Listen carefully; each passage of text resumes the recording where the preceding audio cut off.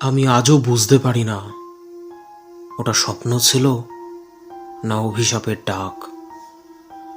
কালী পূজার ওই রাতটার পর থেকে আমি আর অন্ধকারে থাকতে পারি না, কারণ অন্ধকারের মধ্যেই ওর মুখটা আজও দেখি।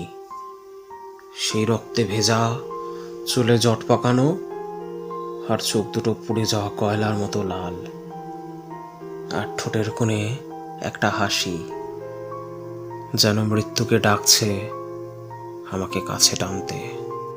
আমি তখন কলেজে পড়ি, কলকাতায় নয়, নদিয়ার একটা ছোট্ট মফস্বলে, নাম দেবগড়।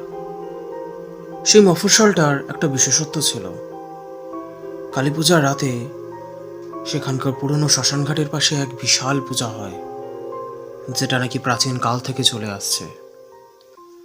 লোকজন বলে ওই পূজাটা নাকি প্রথম করেছিলেন ভদ্ররায়দের জমিদার ঠাকুর, নিজের কালো তন্ত্র সাধনা পূরণ করার জন্য। আর তখন থেকে নিয়ম, প্রতি বছর সেই একই জায়গায় কালী পূজার রাত্রে পূজা করতে হয়, না হলে নাকি মা রুষ্ট হন।